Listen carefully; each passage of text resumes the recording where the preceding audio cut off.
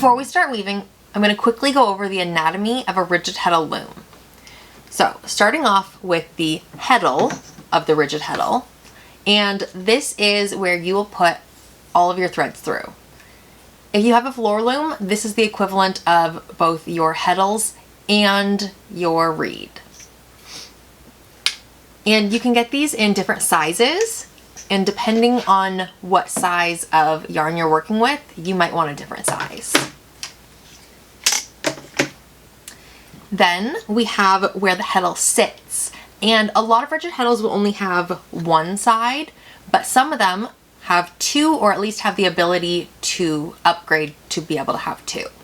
The spots for the rigid heddle here would be at the bottom is in bottom position, and it opens your shed to one of its spots.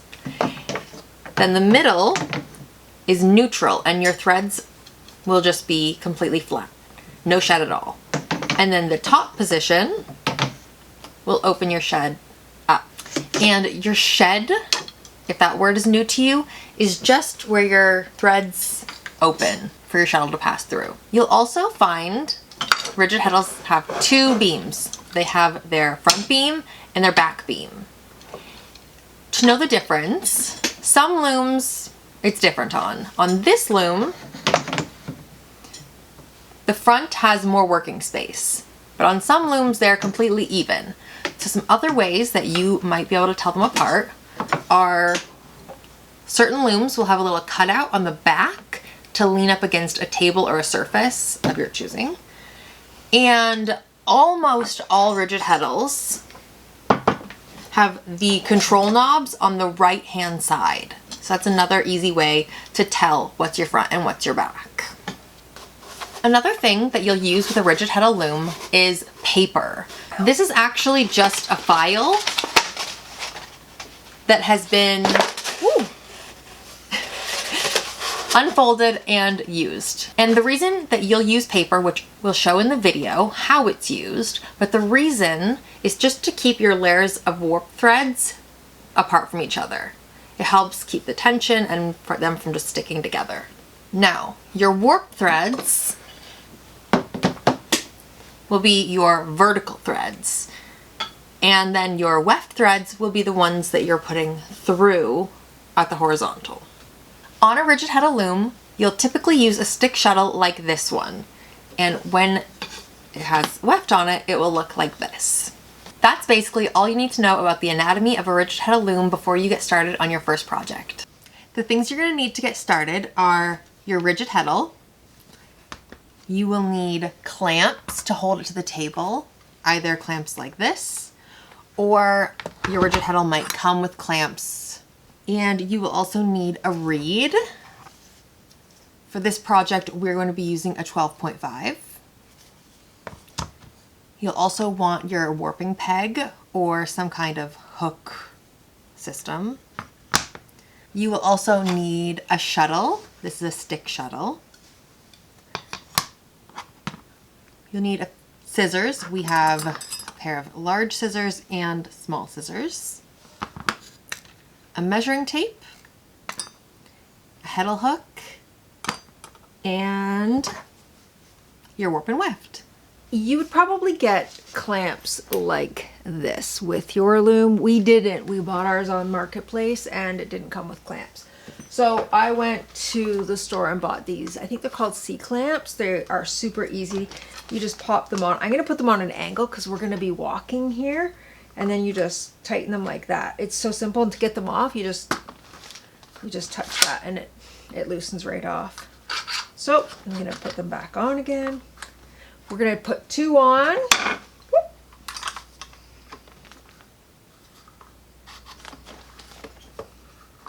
And now this loom is sturdy, so it's not going anywhere, so we're good to go.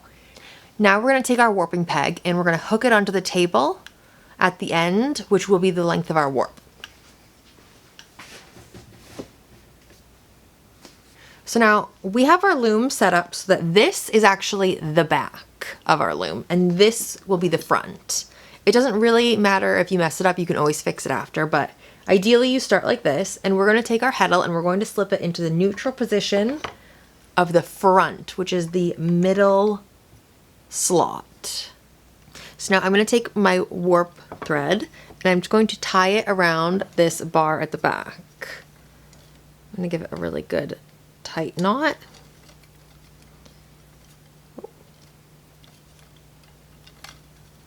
And push it all the way to the edge. So it should be tight on it like that. And now I'm going to take my thread and I'm going to put it through the slot. So not the hole, just the slot. So I have this loop on the other end. I'm going to pull it all the way back. Peg. And now, once that's around the back peg, I'm going to take this, make sure it goes around this bar, and put it through the next slot.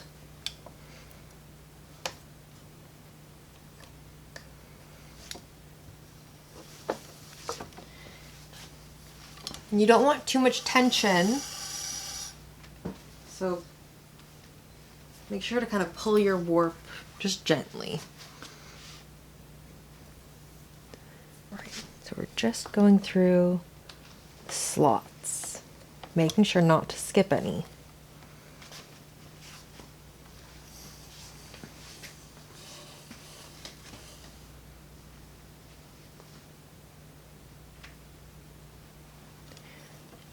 Round and through. You can use your heddle hook for this if it's easier for you.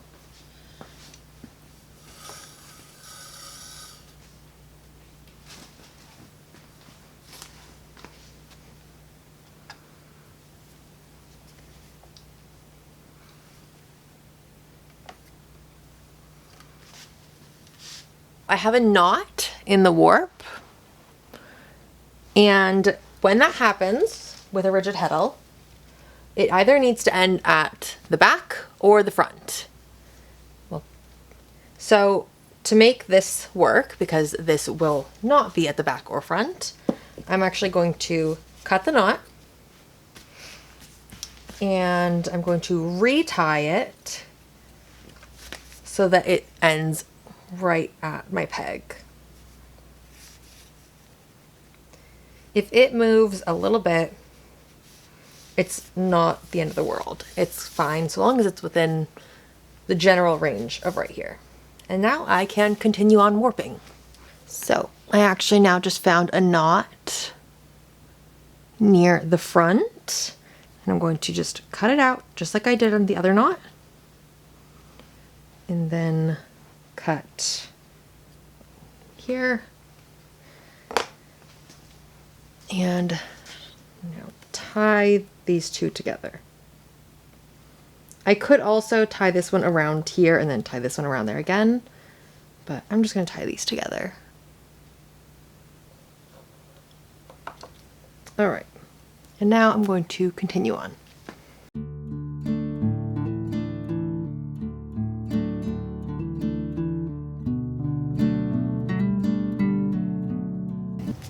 All right, I'm just going to give this a little tug, and then we're going to cut right here, keeping them separate.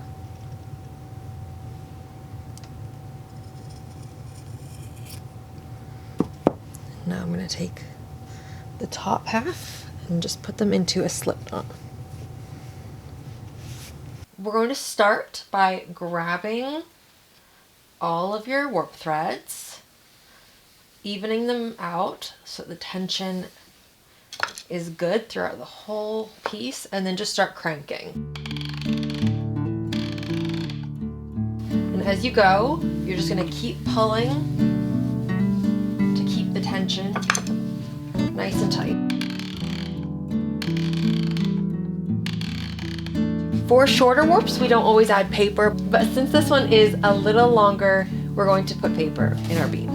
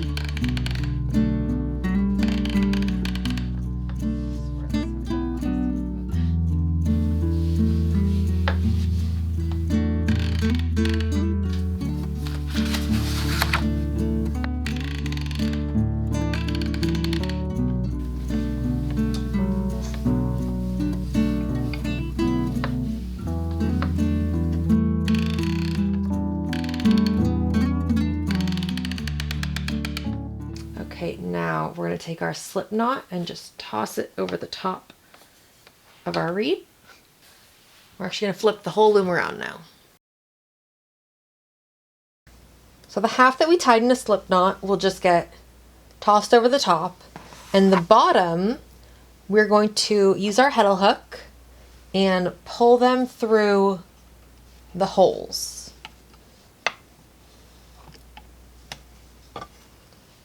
So every single one of these will go into the holes, and the ones that are up here will be our slots.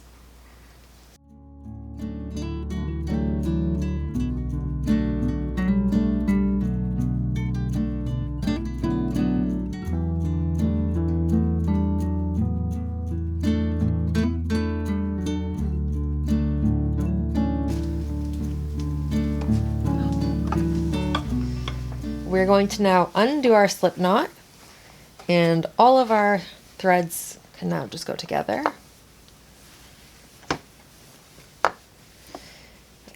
Before I tie on, what I'm going to do is actually cut all of these warp threads to the shortest length. You might not have this issue with yours, but mine are different lengths right now.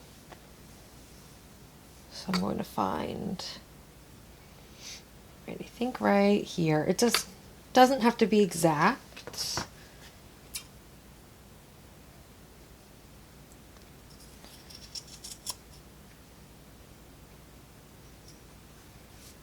Right. We will fix these up when it comes off of the loom, but just so that we don't have all this extra warp that we're dealing with.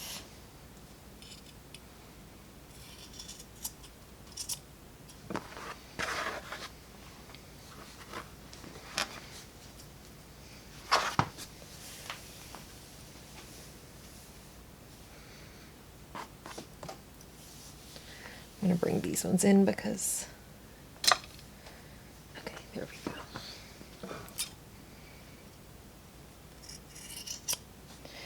Okay, I feel like I just accidentally missed one. Nope, okay. All right, and now we're going to tie on. So we are going to take 8 threads, and we're going to be tying on to this front bar here. So first I'm going to make sure it's locked.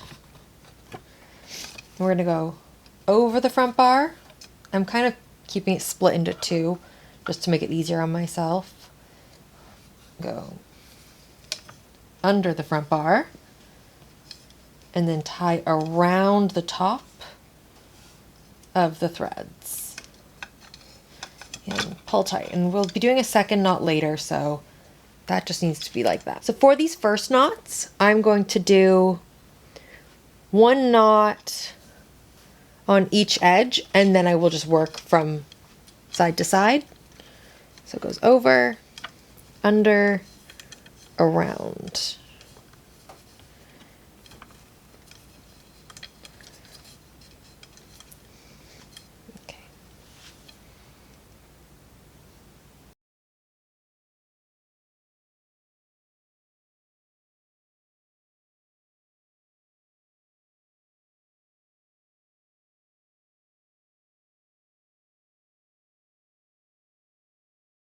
Now for the second knot, I'm going to start in the middle and then start working my way out. 1 on this side, 1 on this side, 1 on this side, 1 on this side.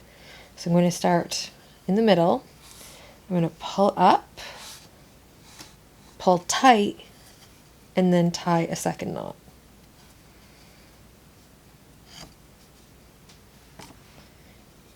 So again, I'm going to pull up, pull tight, and tie a second knot.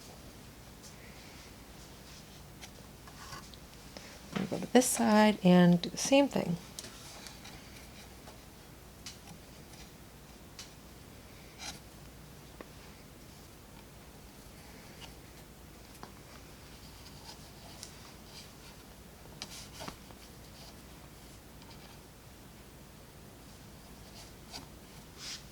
All right.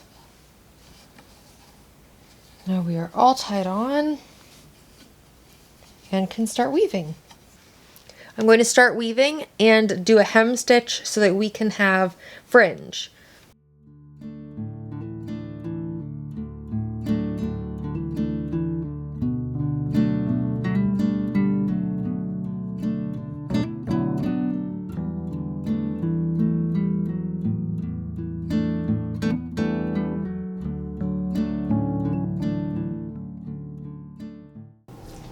Okay, so I am just going to cut this warp off now.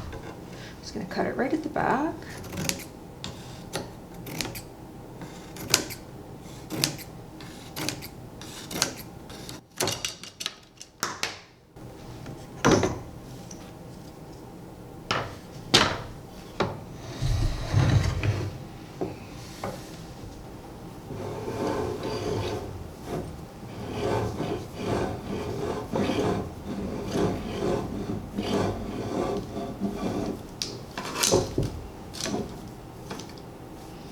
I think I'll untie these knots